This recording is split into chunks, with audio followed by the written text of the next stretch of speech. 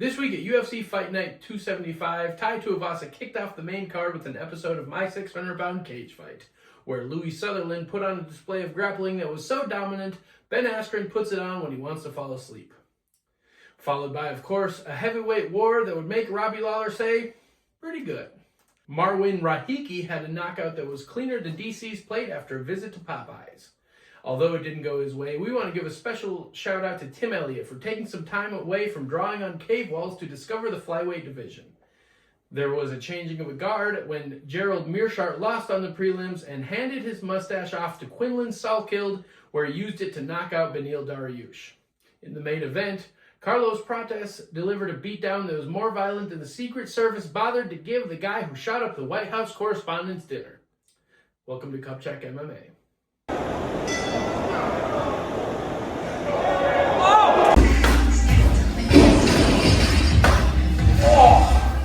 This is Kupchak MMA, where we read jokes and answer questions written in by viewers like you. Anonymous jokes.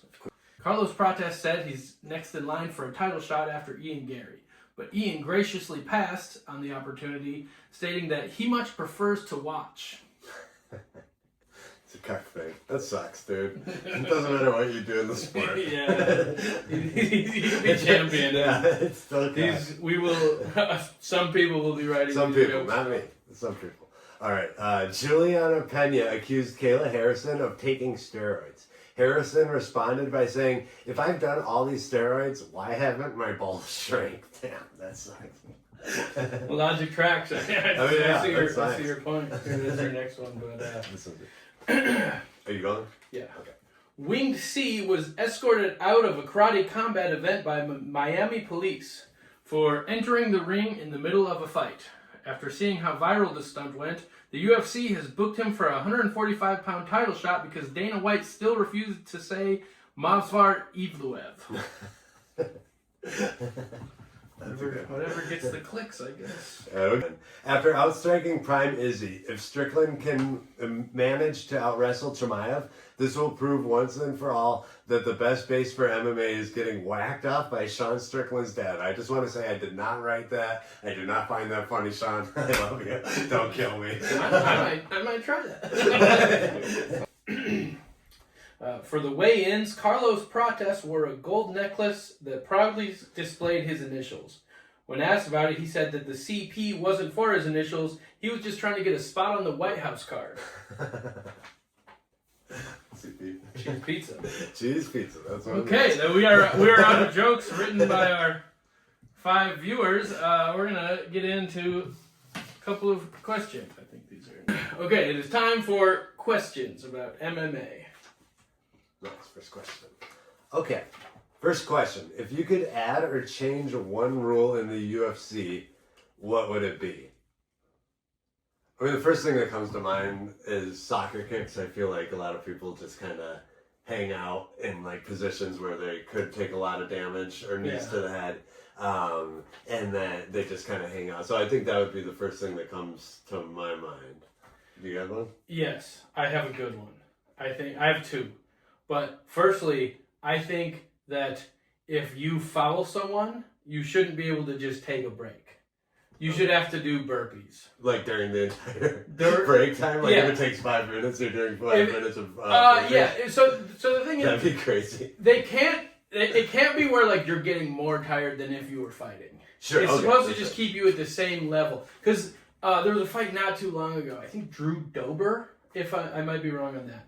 But he was he fouled somebody. He was definitely gassed, and somebody that like Drew Dober is like so explosive and he just relies on explosive energy. He needs that recovery time. Yeah, he got the recovery time. Was losing the fight. I think there was a point taken away, so he had to go for it. So, but then he knocked him out after resting. Oh dang! I'd have to go back and rewatch that. Okay, dude, that's such a big factor though when you foul somebody, they're recovering from it, and then you're getting all that rest time. Your adrenaline's like, chill because you're not dealing with a groin injury or an eye poke. You get to kind of recover. Yeah, that would be What about eye for an eye type stuff? Like, you poke me in the eye, I get to poke you in the eye, or dick kick for dick kick type stuff? See, I feel like if they actually do damage where it's going to affect the eye poke, then where it's going to affect the fight. Like if the damage is going to affect the fight, then they can.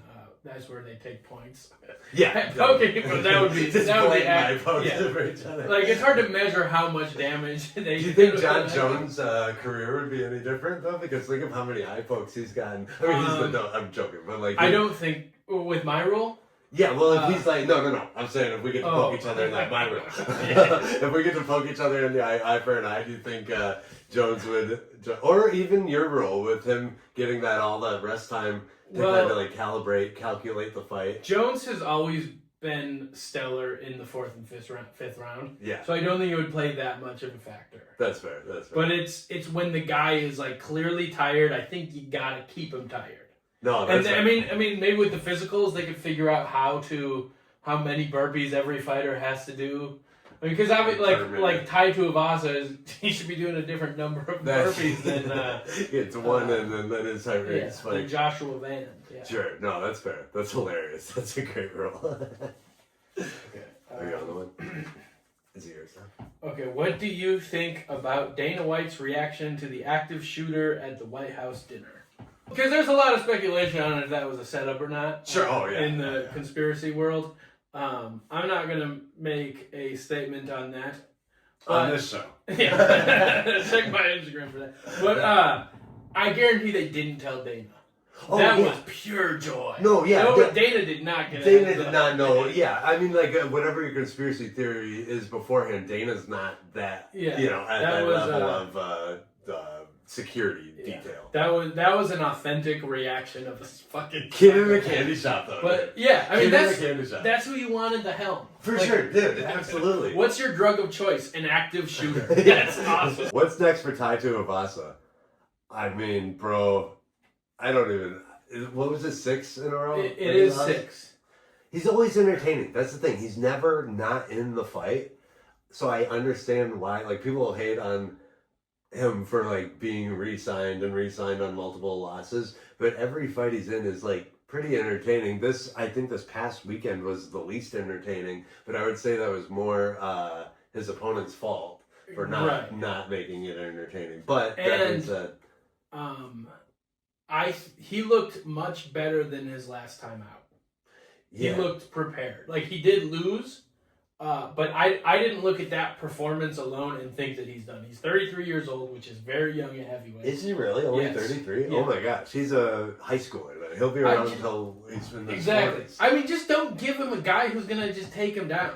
Right. Give him somebody who's going to bang it out with him. Maybe he'll win, maybe he'll lose. He'll get a couple more knockouts on his highlight. He's probably not going to fight for a belt, but like, sure, keep him around. Yeah. I don't think that...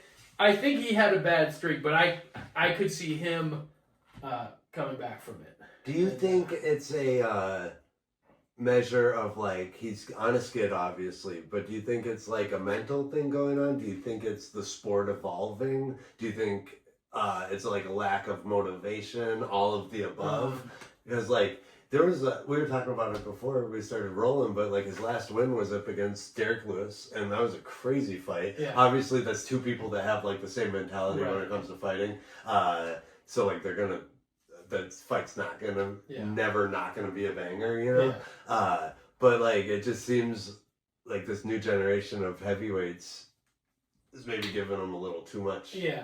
So as far as the UFC evolving, I think heavyweight is evolving the slowest. Oh yeah, for sure. So, most definitely. What's that? Most definitely. Andre Arlovski is, I think, still fighting in the UFC. He's got the next title shot. Yeah. Just don't give him a guy who's like, if there's 1 minute left and they get stood up, who's gonna pull guard? Yeah, just that sucks. Give him somebody who's gonna, throw some leather. Right. Like, we're kicking off the main card. We're losing some brain cells today. Who wins in a street fight? Kazmat Chimaev with 10 Chechens or Sean Strickland while legally carrying a firearm? There's rule. I guess it all depends on how close the Chechens are to him. If it's more than 5 feet away, it's Sean Strickland all day. Yeah.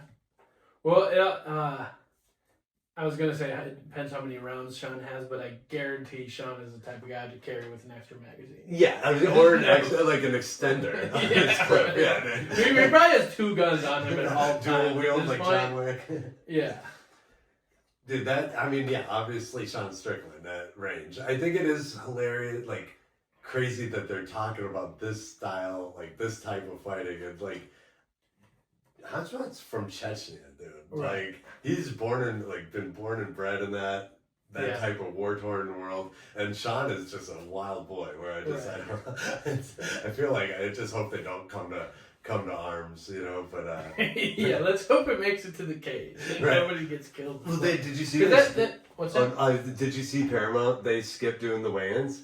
They were gonna do those like ceremonial face-offs, but they're not doing them with Strickland and Chimaev because they can't get along for that long. That's long of periods. Not just that they can't get along; it's that they've threatened lethal force. Yes, and like who the fuck is gonna stop them? Like that's the thing. It's like if they want to fight and like throw down their team versus. Although Sean on the scale is probably the only time he doesn't have a gun on him.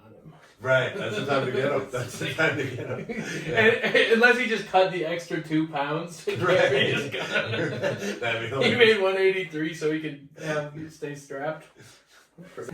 It is the most intense recent trash talk that I can remember, where it's like you're talking about your lives, like outside of the cage, not just I'm gonna embarrass you Saturday night. I'm gonna highlight really like everybody says that, but like this is like. No, I'm gonna kill you. Yeah. I'm gonna murder you. I'm gonna shoot you up. Like it's very like intense. Hey, not murder. You would stand his ground in a stand your ground state. He's in Las Vegas. It's within the rules there. Him doing the like I sent my location from his gun room. Incredible. Yeah, that was just great content. Sean is 10 out of 10. I do wish that fight was at the White House. I understand why it's not. Neither of them are allowed. There's no way. Like Sean is not a great ambassador. I think he is, but I can understand why they don't want him to be the ambassador of America at the White House. Yeah, I mean, he even said, which I respected a lot, that he doesn't want to be on because he doesn't want to fight in front of pedophiles. That's fair. Oh, I didn't know he said that. Yeah. That's awesome. That's pretty sick. I'm like, yeah, he wants to fight for true Americans like us. Hell yeah. Fucking a goat and all that stuff. Yeah. Which, teach their anal. But Debbie farted right in the middle of that. Do you smell that? No, I didn't. When we were talking, I was like, Debbie ripped that. She says it was you. Oh, dang. That maybe it was. I mean, you never know when you're going to have to fight 10 Chechen wrestlers. So we decided to make a little tutorial. On how to deal with that. Yeah. If you love combat sports, but you're just a little too homophobic to get good at jiu-jitsu, this video is for you. This is a kickboxer's guide to dealing with wrestlers in a street fight. If I have somebody who wants to take me down in a street fight, these are my 4 defenses. Big shoes, I get the collar tie. If he gets past that, I get the double under. If he gets past that in my hip, that's when I sprawl. Now, if he gets all the way through, that is not what I want as a kickboxer. Right now, I am weak, I am vulnerable, and I'm a little gay. So, my last resort, shrink, create space. Make sure it's loaded. Yeah. Maybe you're fighting a jiu-jitsu guy in the street and he's about to blow apart your knee. Problem solved. Taps every time. Somebody catches your kick. Now, you might think it's time to pull out your gun now. It is not. There's several legal defenses that you can do that are within the rule set of kickboxing and Muay Thai. But if he breaks one, and now there's another man on top of me, I have no choice but to discharge my firearm.